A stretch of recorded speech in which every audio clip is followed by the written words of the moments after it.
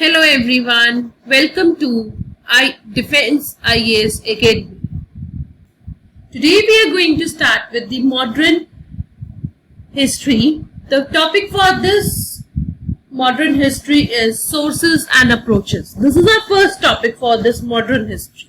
Let us start. Let us move further. The topic is the sources for the history of modern India. An abundance of historical material is available for studying India from the mid-18th century to the mid-20th century.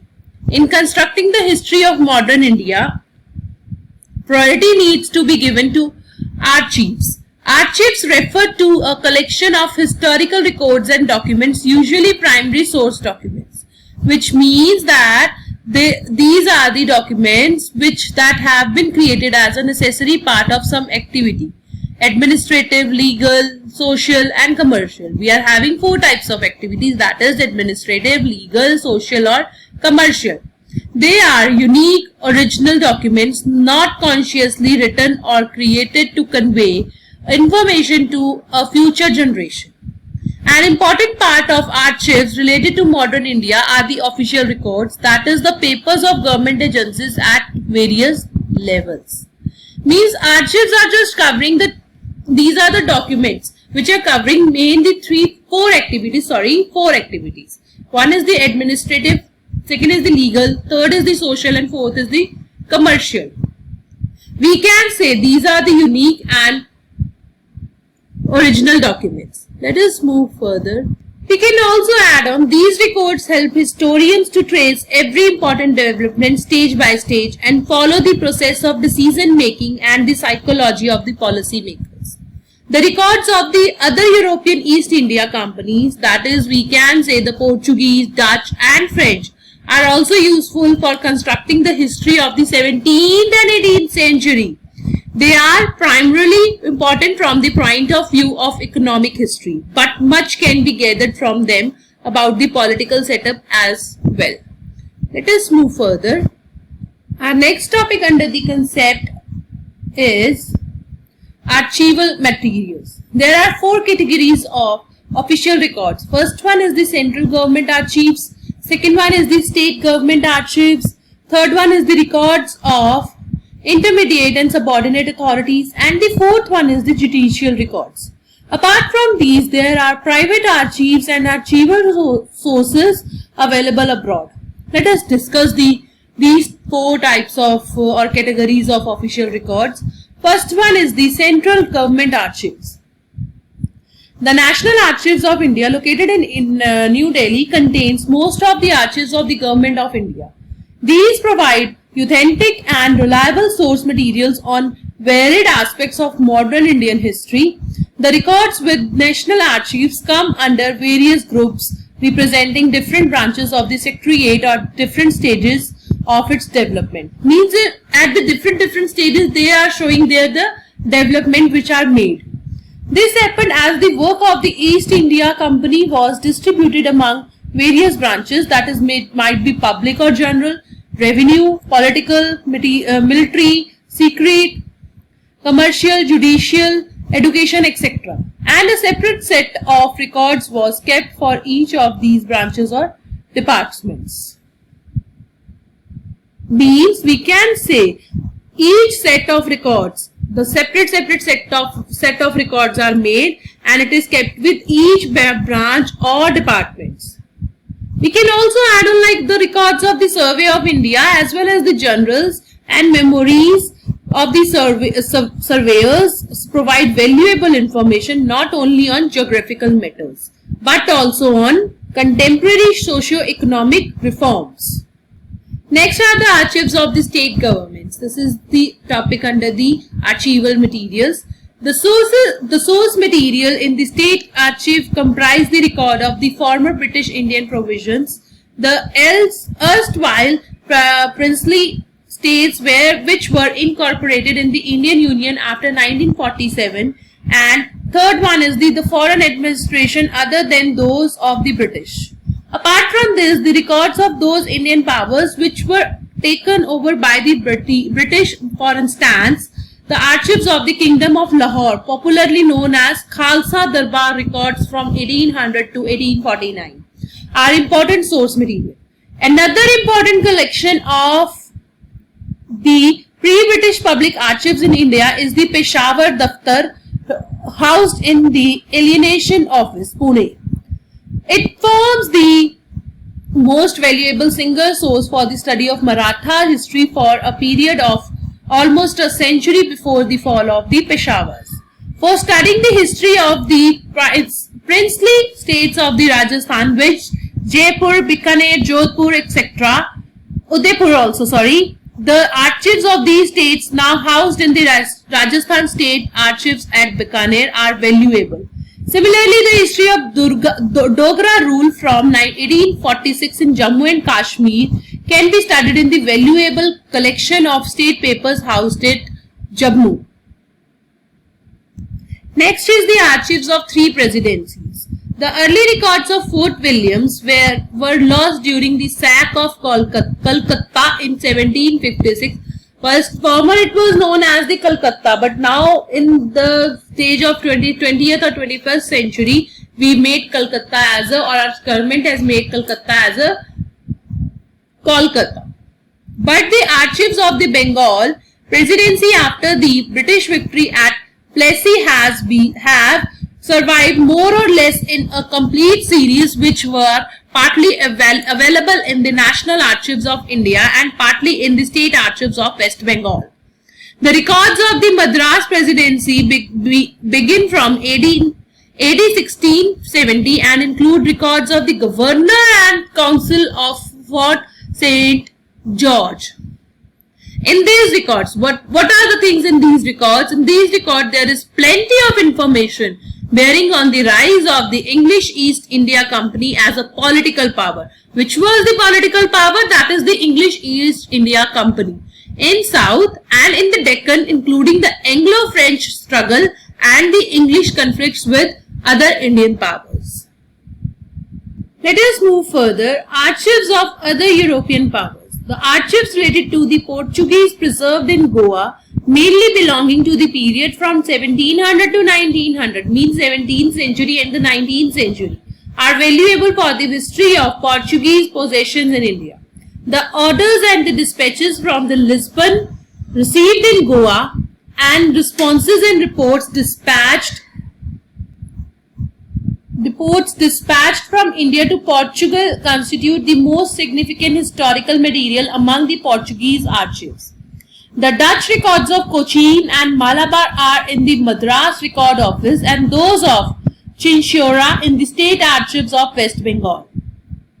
The French archives of Chandranagore and Pondicherry, now Puducherry, I also got to know the new thing that the Pondicherry is now became the Puducherry, were taken to Paris by the French authorities before they relinquished these statements. The archives of the Danish possessions were also transferred to Copenhagen when the Dutch sold Tranquebar and Serampore to the English East India Company in 1845. The question we can say, Dutch sold Tranquebar and Serampore to the English East India Company. When it was sold in the 1845. The remaining Danish records, mainly relating to Tranquebar, are now housed in the Madras Record Office. This is the question where it is housed in. These are housed in the Madras Record Office. Next is the judicial records. Houses in the Madras Record Office, the archives of the Mayor's Court at Fort St. George beginning from AD 1689 are the earliest available judicial archives. The pre-Plassey records of the Mayor's Court at Fort Williams have been lost, but those for the years 1757 to 1773 are kept in the record room of the Calcutta High Court. Where are the records are kept? These are kept at the Calcutta High Court. You won't call it as Kolkata, it is Calcutta because we are talking about the modern history. along with the archives of the Supreme Court of Bengal. Similarly, the records of the Mayor's Court at Bombay, established in 1728, are available in the Maharashtra Secretariat Record Office, which also has the custody of the archives of the Bombay. It is not Mumbai, it is Bombay Recorder's Court and the Supreme Court. Apart from containing the proceedings and minutes, this category of records contains copies of wills, probates, and letters of administration, which are useful for genealogical studies and for investigation pertaining to the states of society and economic conditions in the respective regions. Let us move further. Next is the published archives. The most significant archival publications are the parliamentary papers, which include many excerpts from the records of the East India Company and the Government of India under the Crown. The reports of the parliamentary select committees, various royal commissions constituted on specific subjects like education, which are the subjects are included in it. The one is the education, second one is the civil reforms and famines, third one is the parliamentary debates on the Indian Empire are indispensable. The proceedings of the Indian and provisional legislatures, the weekly gazettes published by the central and the provisional governments, and the collections of laws and regulations issued from time to time also serve as useful source material for historical research. Further is the private archives. Private archives comprise papers and documents of individuals and families of note who played a significant role in the development of modern India. The papers of eminent leaders of the nationalist movement and the records of the organization like the Indian National Congress are housed in the Nehru Memorial Museum and Library in New Delhi. The archives of banks, business houses and chambers of commerce are extremely helpful in the study of economic changes. Means they have just put on the records at some places. This is the thing which I am going to tell you in this topic, that what the things where there are keeping it up. Next is the foreign repositories. A vast body of historical material related to the history of modern India is available in the repositories of erstwhile imperial powers who ruled in different parts of the Indian subcontinent as well as in some other countries too. In England, the India House records, London, and the records kept in the British Museum are very valuable.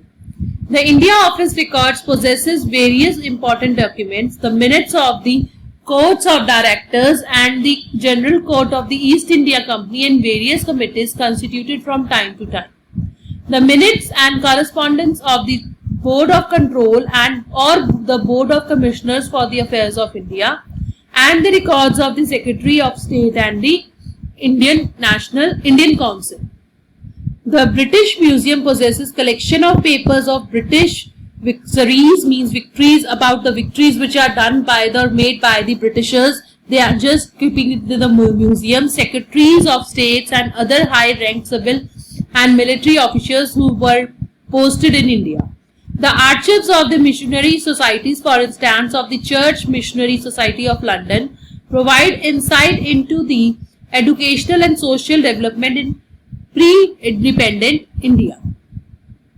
The records, we can also add on, the records of Dutch East India Company is available in, these are available in Rijkaarchief. Let us move towards the another topic under this concept, that is the biographies, memories and the travel accounts. Many travelers, traders, missionaries and civil servants who came to India have left accounts of their experiences and their impressions of various parts of India. Means all these people had given their experience, how they felt in India. They had just made an account about India about the various parts of India. An important group among these writers was that the missionaries who wrote to encourage their respective societies to send more missionaries to India for the purpose of evangelizing its inhabitants. In the Gujarat, Bishop Heber's General and Abbé Duge Hindu Manners and Customs provide useful information on the socio-economic life of India during the period of decline of the Indian powers and the rise of the British. Many people have wrote about their experiences in India. We can say famous non-British travelers also wrote about India, which include, we can say, Victor, British dominions of India, Tibet, Lahore and Kashmir during the years 1828 and 1829 and 1831. They have written a lot about it. Barron have written about it. William have written about it. Barron have written about his travel in Kashmir and the Punjab. We can add on this also. Now the next topic is the newspapers and journals. Newspapers and journals of the 19th and 20th centuries published in English as well as in the different vernacular languages, from an important and authentic source of information for the construction of the history of modern India. The first attempts to publish newspapers in India were made by the disgruntled employees of the East India Company who sought to expose the malpractices of private trade. For example, in 1776, William Bolts, being censured by the Court of Directors for private trading, resigned from the company and announced his intention to publish a newspaper. The official response to Bolt's scheme was strong and his plan ended before materializing. In 1780, James Augustus Hickey published the first newspaper in India, entitled it as the Bengal Gazette or the Calcutta General Advertiser.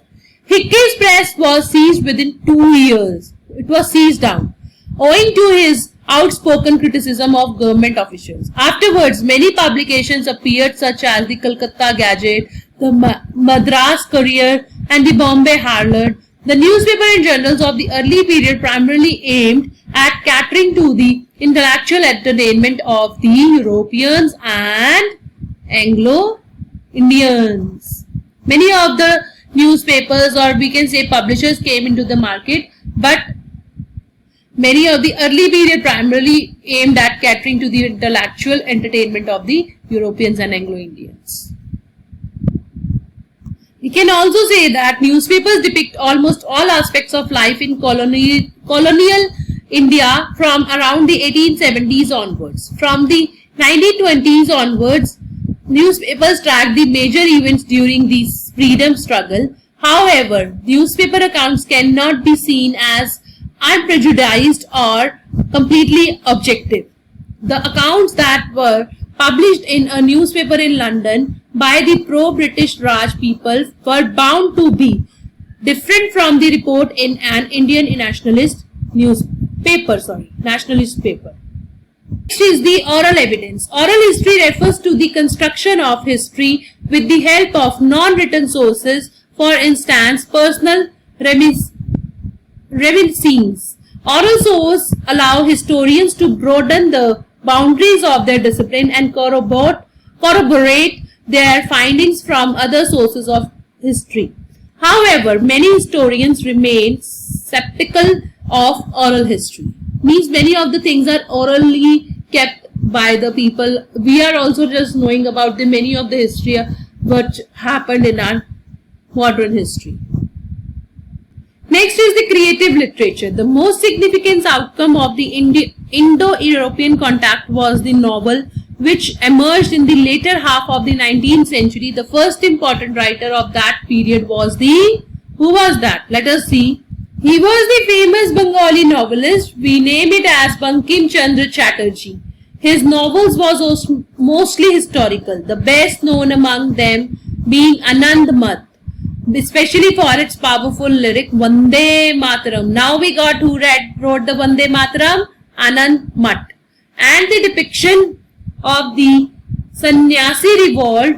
His last novel, Raj Simha, can be called as grand finale to his remarkable career. Iksharam Suryam Desai was a fine scholar of medieval Gujarati literacy history. His first novel, Hind Ane